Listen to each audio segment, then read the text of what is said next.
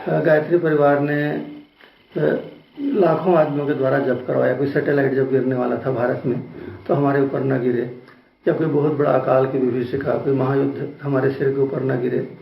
तो जो परंपरा में जो प्रचलित है कि जप तप दान पुण्य परमात्मा से, वो सब शुभकामना व्यक्त करने की प्रक्रिया क्यों नहीं मानते हो बाबा? कितनी मात्रा में कारगर होते हैं वो? क्या कारगर होता है इससे? शुभकामना हम करते रहे, वो उसके साथ साथ और भी फैक्टर्स जुड़ी थी जो विज्ञान विधि से उसको कितना टाला जा सकता है उसका भी प्रयत्न चलती रहे। अंततः वो टल गए, वो समुद्र में गिर गया, बात हो गई। इस बात को हम सुन लिए, तो हम सब शुभकामना करते रहे, वो शुभ में परिणत हो गए। क्या बुरा हुआ? वो यह धरती पर गिरता, या वही दिल्ली पर गिरता, वही दूसरा कोई गांव पर गिरता, खेत पर गिरता, और कुछ दुर्घटना हो सकती थी। बात इतनी ही है, गिरा तो सही, गिरने वाली बात में तो कोई कमी नहीं, वो तो गिरना ही था, गिरने। तो इस प्रकार से क्या है, तो समय समय पर जो कोई भी अभी जो युद्ध की स्थितियां बनती है, मंदिर में, मठ में, मस्जिद में प्रार्थनाएं की जाती है। इसमें क्या शंका है? कहाँ नहीं बाबा, सवाल दूसरा है कि इस तरह से हमारे द्वारा किए हुए जो प्रयास हैं परंपरा में प्रचलित, कामना का प्रयास क्या चीज है इसमें? इसको तो प्रयास के रूप में जैसा हम लोग जब करते हैं दुर्घटना न हो, कामना ही है महाराज जी, ये सब चीजें हैं। उसको बड़ा चढ़ा करके क्या प्रयास है इसमें? हम कामना करते हैं एक जगह में बैठ के। ठीक है बाबा, ठीक है, आप उसको कामना शब्द से बोलिए। हाँ, आपके शब्द से प्रयास। ठीक है, चलिए आगे चलिए। ठीक, तो वो सिर्फ हमारे मन का भ्रम है, या वास्तव में वो इन दुर्घटनाओं से मानव जाति को या किसी व्यक्ति विशेष को बचाने में कारगर सिद्ध होते हैं? कामना, अब बोलिए, शुभकामना दुष्कामनाएं जो है कारगर होते हैं कि नहीं होते हैं, उस जगह में आ जाए। ठीक है ना? मानव के साथ क्या है, ये शुभकामना भी ऐसे होते हैं जैसा भविष्यवाणी जैसा है जी। कामनाएं जो है भविष्य में घटित होने वाले के सदृश कामना हो जाता है। दुर्घटना भी वैसे ही है। हम कामनाएं करते हैं किसी का दुर्घटना के लिए, वो घटित हो जाता है। तो ये दोनों कामना घटित होने वाली कामनाएं हो जाते हैं, इस ढंग से घटित माना जाता है। महाराज, मनुष्य के लिए तो ठीक है। हाँ महाराज जी, मैं एक मनुष्य के लिए कामना करता हूँ कि ये मनुष्य बहुत अच्छा हो जाए, वो अच्छा हो जाता है, ये ठीक समझ में। मैं एक पत्थर के लिए सोचता हूँ कि ये पत्थर उठ के वहां चल के बैठ जाए, या वो पत्थर लुढ़क के गिरने वाला है वो रुक जाए। तो क्या कामना पत्थर को रोक सकता है? मनुष्य को तो प्रभाव डाल सकता है। अरे बेकार बात, ये सब मतलब तो कामना ही है बाबा। जो पत्थर गिरना है वहां, जहां गिरना है वहीं गिरता है। तो हमारा कामना के अनुरूप यहाँ हमारा सिर पर नहीं गिरा, इसलिए हमारा कामना सफल हो गया, हम सोचते हैं। यही बात है, और दूसरा कुछ बात नहीं है। तो हम आपको ये व्यतीत करना चाहें, सच्चाई यही है, हमारा सत्कामना दुष्कामनाएं घटित होने वाले के स्वरूप में हो जाता है। यदि वो घटित हो जाता है, हम सोचते हैं कि हमारा कामना था इसलिए हो गया, ऐसा मानते हैं, ऐसा माना जाता है। होता नहीं, होता हमारा कामना से कुछ नहीं है। कामना से कुछ नहीं होता। हाँ, जो होना कर्म से होता है। महाराज जी, एक और प्रश्न, कार्य से होता है। मेरे और चांस चले तो थोड़ा सा इस बारे में चर्चा करें। अब आप आगे चलिए ना। अभी पहले कहाँ मैं घाट कहाँ पहुंचा है? कामना और कार्य में अंतर आपको समझ में आता है? घटनाएं, एक मिनट बाबा, हाँ बोलिए। कि मैंने जैसा प्रयास ऐसा शब्द उपयोग किया कि जैसे हम लोग जब करते हैं कोई दुर्घटना से बचें, आपने कहा कामना है, तो कामना और प्रयास के बीच परिभाषित कर दीजिए। हाँ, कामना और कार्य शब्द। ठीक, कार्य क्या है भाई? कोई एक वो मैंने अभी आप ही ने बताया था, सैटेलाइट गिर रहा है जी, है ना?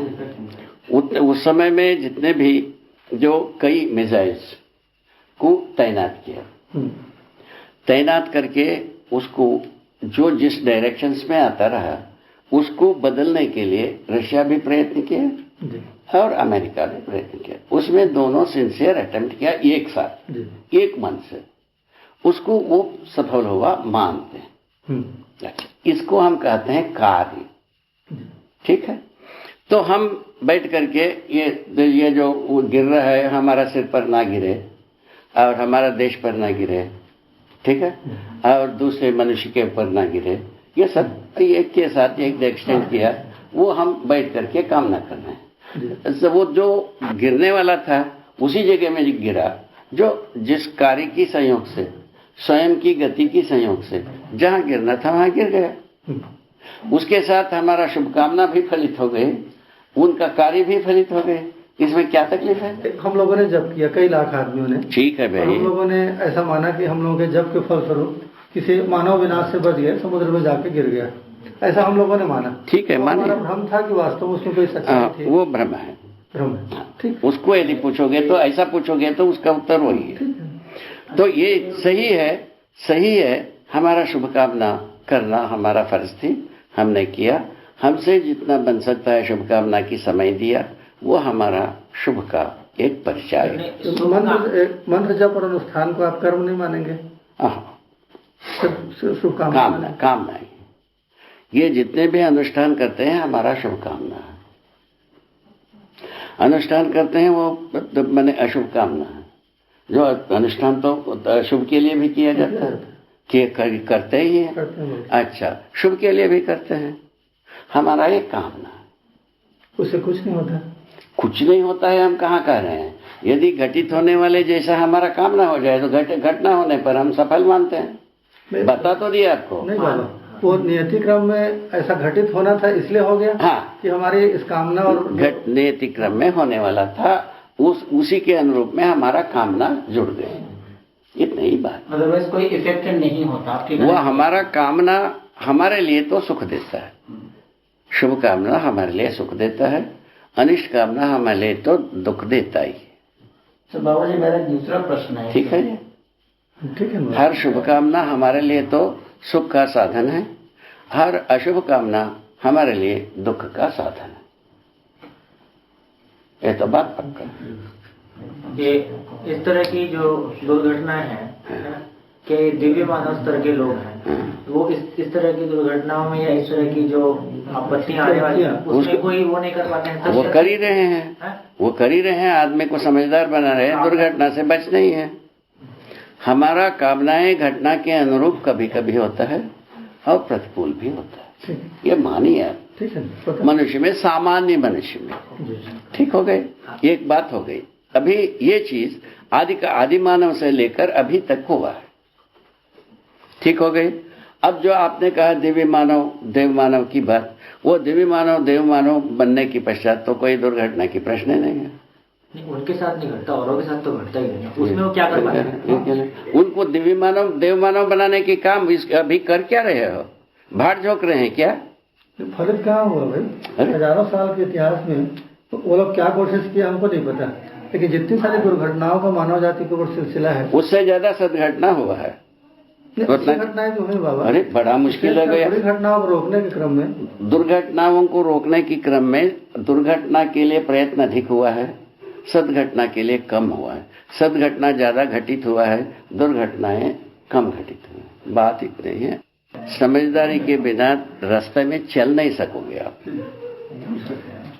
समझदार बनाने से अधिक कोई काम नहीं है। उससे हम लोग इनकार नहीं कर रहे हैं बाबा। तो फिर क्या चाहते? अभी जब तक मानव जाति प्रक्रिया में है, अभी समझदार बना नहीं है, समझदार बनने के क्रम में है, और इस बीच में जिन दुर्घटनाओं से गुजरता है बेचारा, ठीक है, उससे बचने के लिए आकांक्षी है। बचने के लिए जैसा हम अभी तक प्रयत्न करते रहे, वो अभी पर्याप्त नहीं हुआ, क्योंकि उसके बावजूद भी अब हमारा कहना है, देखो महाराज, जो प्रयत्न भी साथ चल रहे हैं दुर्घटनाओं से बचने के लिए, ठीक है, इसके बावजूद दुर्घटनाएं होते हैं, भीषण हो रही है। ठीक है, तो हमारा कहना ही है जितना दुर्घटनाएं हुई है वो सदघटना की अपेक्षा में कामना है। किंतु मानव का कामना जो है, मानव का प्रयत्न है, दुर्घटना के लिए ज्यादा काम किया है और सदघटना के लिए कम काम किया है। इसको याद कर रखिए। संसार के दोहरा आदमी दोहरा है, दोहरा जात। भीतर कुछ होता है, बाहर कुछ होता है। अमानव का यही लक्षण है। इसको ध्यान में रख करके बात करिए। तो अभी जो है मानवता से संपन्न होने की कार्य को संपन्न करना हमारा काम है। उसी से मानव के पास शुभ घटनाओं को घटित कराने की ताकत बढ़ेगी। अभी क्या है, कामना करने की बात तो है ही। दो बात आपको समझने की आवश्यकता है। पहला बात यह है मानव का हैसियत आज की। दूसरा बात है नियतिक्रम विधि। नियतिक्रम विधि के अनुसार मानव यदि अपने को तालमेल बनाता है, नियतिक्रम में कोई भी दुर्घटना नहीं है ना। क्या क्या चीज को छोड़ करके भूकंप हो गई, ठीक है। अभी जितने भी भूकंप हो रही है उसमें 80% 90% मानव ने जितने भी धरती के अंदर जो ये परमाणु विस्फोट को पैदा किया है उसका परिणाम है। बाकी 20% धरती के स्वभाव गुण है। धरती में भूकंप होगा, भूकंप कभी कभी होते ही रहेगा। उसका निश्चित स्थान, निश्चित गति, निश्चित दिशा बनी रहेगी। उसको जागृत मानव पहचान सकता है, उससे बच सकता है। एक बात हो गई। उसके बाद चक्रवात, झंझावात, ठीक है, ये चीज होगा। ये इस आधार पर होगा, धरती अपने में गतिशील है या धरती की गति के साथ और ग्रह गोलों की जो समीप होना दूर होना बनता रहता है। समीप होने से जो माने धरती पर जो वायुमंडल का जो दबाव है भिन्न होता है, दूर होने से भिन्न होता है। इस आधार पर झंझावात, चक्रवात होने की संभावना बनी रहती है। ये बनेगी, ये दो चीज रहेगी। इसको भी जागृत मानव परंपरा इसको पहचान सकता है। उसका निश्चित दिशा होगी, निश्चित तरीका होगी, निश्चित गति होगी। उसको पहचान करके उससे आदमी बच सकता है। ये इससे बनता है, ये माने शुभ लक्षणों के लिए। बाकी और कोई भी विधा नहीं है, दुर्घटना का कोई विधि ही नहीं है जो मानव यदि घटित नहीं कराता है। बाकी सब मानव ने घटित किया हुआ दुर्घटना है। जैसा अभी आप स्काईलैब की बात किया, मानव ने आकाश में रखा था, ठीक है। और वो उसका जो है ना क्रम क्या है, वो होना था कब, क्या होना था, क्या हो गया, वो आपको एक थोड़ा सा सूचना के रूप में बताना चाहते हैं। आकाश में अभी बहुत सारे सैटेलाइट मनुष्य की कंट्रोल से बाहर हो चुका है। ये हो चुका है। इसका दो ही विधि है। जैसा स्काईलैब गिरा वैसे ही गिरे। वो अपना गति को किसी न किसी डायरेक्शन चेंज होने के पश्चात कोई ना कोई धरती में जाकर के गिरेगा ही, ठीक है ना बाबा। जैसा अभी एक धूमकेतु जाकर के बृहस्पति में विलय हो गया, ठीक है। तो उसी विधि से ये जो जितने भी मनुष्य की कंट्रोल से बाहर हो गई है, उसका दो परिणाम, यथावत जाकर के कोई जगह में गिरे या नहीं वो धूलि के स्वरूप में हो जाए। धूलि के स्वरूप में होने के लिए समय ज्यादा लगता है। ज्यादा लगने के क्रम में वो धूलि होने के बाद भी वो गति यथावत बना रहता है। जब कभी वो दिशा परिवर्तन होगा, वो किस आधार पर, ग्रह गोलों के पास आना, दूर होने के आधार पर दिशा परिवर्तन होगी। उसके आधार पर दिशा परिवर्तन होने के बाद घूमते घूमते घूमते किसी न किसी धरती में विलय हो जाता है धूलि के रूप होने के बाद। अभी जो धूमकेतु इसमें बृहस्पति में विलय हुआ वो धूलि के रूप में ही था। उसी प्रकार इस क्रम को ये क्यों होता क्यों है, आकाश में जितने भी छोड़े हो ये सब ऐसे धूलि के स्वरूप में परिणत होना ही है। उसका एक सिद्धांत है फटिक सिद्धांत। क्या फटिक सिद्धांत क्या होता है भाई? तो वस्तु शून्य में अवस्थित होने के बाद अपने गति के अनुसार घूमता रहता है। नहीं तो उनको विकसित होना है, नहीं तो ह्रास होना है। दो में से एक ही गति है। तो विकसित होने के लिए सभी उनके पास सामग्री नहीं है, उस स्थिति में धूलि हो जाता है। इसका नाम है फटिक। हरि हरि, जय हो, मंगल हो, कल्याण। महाराज ये एक प्रश्न मेरा पूछा है। ये जो ज्योतिष संबंधित बहुत सारी चर्चा हुई, उसमें ऐसा लगा है कि घटनाएं पहले से मनुष्य के साथ निश्चित है। कई के लिए निश्चित है, ऐसा लगा मेरे को। और जैसे अभी परंपरा में बोला भी जाता है कि आपके साथ तो जो घटना होना है पहले से तय है। आप उसमें कुछ नहीं कर सकते। क्या ये बात सही है या सही नहीं? गलत। मनुष्य की प्रवृत्ति के अनुसार घटनाएं परिवर्तित हो जाते हैं।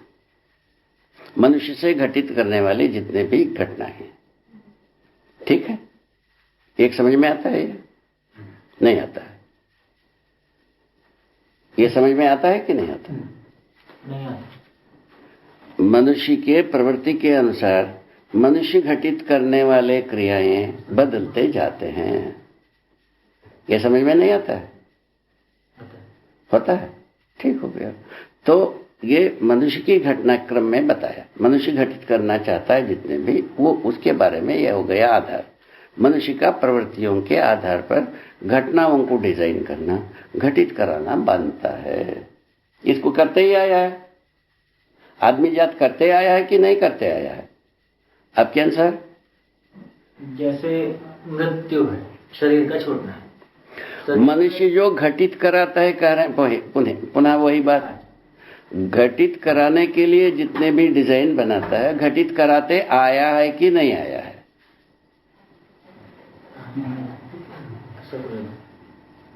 तो ये सब अध्ययन नहीं है, उसके आधार कैसे? आप जो घटित कराने के लिए जो डिजाइन बनाया, जो घटित करा पाया, आप ही घटित कराए कि नहीं कराए? कराए। बस इतने से मतलब है। और काय के लिए इतना पुराण पंचांग? तो आदमी जात की प्रवृत्ति के आधार पर घटना की डिजाइन है। ये बात समझ में आता है? ये घटनाएं मनुष्य घटाते आया, घटते आए और उसका परिणाम होते गया। उसी क्रम में धरती का बीमार होना भी हम पा रहे हैं। ठीक है, ठीक बात है ये? नहीं है? ठीक बात हो गई। अब उसके बाद होता है ने जो धरती की कार्यविधि में घटित होने वाले काम, उसको दो बात बताया। एक तो भूकंप बताया और दूसरा चक्रवात वगैरह बताया, तीसरा हो सकता है ज्वालामुखी। तीन बात हो सकता है। इन तीन बात में तीन बात घटित हो सकता है। तो इन तीनों बातों से जागृत आदमी बच सकता है। जैसे एक बच्चा अभी पैदा नहीं होता है, हाँ। उसको इतनी उम्र में इस तरह के रोगों की संभावना बनती है। क्या बात है? माने बच्चा के जन्म के पहले ही वो बच्चा इस तारीख तिथि को पैदा होगा, तो इस तरह के रोग, इस तरह की बीमारी, इस तरह की घटना, इस तरह की पत्नी होगी, उसकी जो भविष्यवाणी करते हैं और जिसको आगे जाके सही उतरते भी देखा गया है। ठीक है, किस आधार पर? ऐसा हाँ, वही ब्रह्मांड किरणों के आधार पर तो घटना निश्चित है ना वो सर। इस आधार पे अभी तो उसकी प्रवृत्ति को हमको मालूम नहीं है कैसा प्रवृत्ति होगा। वो ठीक है भाई, उस लग्न में आप बच्चे को मत बुलाइए, लग्न को बदलिए। आप इसे तो घटित होता है बच्चा ना, अकाई के लिए उसमें सिरकुटी। तो बाबा फिर जीवन का रोल तो यहाँ पे कुछ नहीं हुआ ना जी? क्या प्रवृत्तियों का कोई रोल नहीं हुआ? जीवन का रोल वहाँ पे कहाँ हुआ? अगर क्या मतलब हुआ, क्या आपका कहना है? उस बच्चे के उस क्षण में पैदा होने पे हाँ, कोई दूसरा जीवन भी होता तो वही घटनाएं होती। उस क्या आपका कहना क्या चाहते हैं भाई? आप कहना ये चाह रहे हैं बाबा जी कि जो थ्योरी आज की तारीख में है ज्योतिष की, वो थ्योरी ये कहती है कि किसी बच्चे, अगर मान लो 15 तारीख को सुबह 8 बजे कोई बच्चा पैदा होता है तो 15 साल बाद उसका होगा ही होगा, तो इसके पहले स्वीकार कर चुके हैं। उसके बाद इसी आधार पर प्रश्न कर रहे हैं, तो फिर जीवन का क्या रोल है? तो पहली बात तो ये क्या जीवन का मतलब क्या जीवन परमाणु का जीवन यात्रा में बाबा जी जो घटनाएं पहले से निश्चित है, कई को निश्चित है वो लग्न के आधार। देखो बेटा, देखो व्यर्थ की अपन फंस गए, फालतू बातों में फंस गए। मनुष्य ही बच्चा पैदा करता है, ये बात सही है? गलत है। सही समय में पैदा करिए, एक ही उत्तर। उसको ज्योतिषी बताता है, हम बताते हैं। कोई ज्योतिषी नहीं बताता है तो हम बताते हैं। नहीं करना हो तो करिए, जैसा करना है। अब इसमें प्रश्न निकल के आता है हाँ। कि लग्न के आधार पे है ना, यदि बच्चे के पैदा होने के समय के आधार पे उससे जुड़ी हुई घटनाएं तय होती हैं, है ना, ऐसा तय हो रही है, ऐसा कह ही रहे हैं कि अच्छे समय तय करें, अच्छी घटनाएं होंगी, होता ही है। तो ये घटनाओं के घटने का किसी आदमी की जिंदगी से एक तो ग्रह नक्षत्र का प्रभाव हो गया, तो इस तरह से जो हर आदमी की जिंदगी में अलग अलग घटनाएं, शुभ अशुभ घटनाएं घट रही हैं, ठीक है ना, उसका कुल मिला के मामला ग्रहों का, ग्रहों की सेटिंग कंट्रोल हो गई ना सर, ग्रहों से कंट्रोल हो गया। तो जीवन उसको समझो महाराज जी, ये जो बात है रोग राटा शरीर की बात कर रहे हैं अभी, बाकी बातों को ताक में रखो। और निरोगी बच्चा चाहिए, उसके लिए हम समय बताते हैं, पैदा करिए निरोगी बच्चा होगा, खत्म हो गया बात, ठीक है। तो आपके अनुसार रोगी भी होगा निरोगी भी होगा, ऐसा बात रैंडम में चलती रहती है। अभी वैसे ही चल रहा है, सभी रोगी हो गए ऐसा भी नहीं है, सभी निरोगी हो गए ऐसा भी नहीं है, ठीक है। ये भी सच्चाई है, निरोगी अधिक है रोगी कम है। आज के तालिका में, आज के तालिका में जो बच्चे जो पैदा होते हैं निरोगी अधिक हैं रोगी कम है, आज के तालिका में। मानव की जिंदगी में घटने वाली घटनाओं का, उसके लिए हाँ। उसकी पूर्व शरीर यात्राओं का भी कोई भागीदारी है कि ये उससे बिल्कुल स्वतंत्र है? देखिए, इसमें जितने भी बात अभी जो आप जिस नबज की बात कहें उसमें से हम लोग संस्कार को पहचानते हैं। संस्कार समझदारी के आधार पर ध्रुवीकृत है, नासमझी का कोई संस्कार होता नहीं। इसको ऐसा हम गणित को बताते हैं, नासमझी का कोई भी संस्कार नहीं होता है, बेवकूफी का कोई संस्कार होता नहीं है, और ईमानदारी बुद्धिमानी का ही संस्कार होता है। आज तक कितने ही, हाँ, जितना हम पहले समझदार थे उसका हम जो है ना हमारे इस शरीर यात्रा में उपकार करता ही है। अभी इसी के प्रमाण में हम पहले मानव से आज तक की जितने भी विकसित हो पाए हैं जागृति क्रम में वो हमारे सम्मुख रखा है, यह तालिका बनता है उसका। तो पिछली शरीर यात्राओं से मेरी समझदारी संस्कार की पूंजी जो मैं लेके आया हूँ, ये एक स्थिति हो गई है ना। अब मेरा जो आशा था ये कि जो घटनाओं के घटने का क्रम है ना, उसमें भी क्या पूर्व जो मैंने पीछे शरीर यात्रा हम जी के आए हैं है ना, उसका कोई लिंक इसमें जुड़ता है? उससे बिल्कुल कोई लिंक नहीं होता। सारे दुर्घटना सुनो, एक चीज है घटना, एक चीज है, एक बात सुनो, घटना के रूप में शरीरगत जितने भी शरीर के साथ घटने वाले घटनाएं हैं, ग्रह नक्षत्र का योग रहता ही, मनुष्यों का प्रवृत्ति का पुटशाही है, दोनों एकत्रित होने से घटनाएं घट जाते हैं।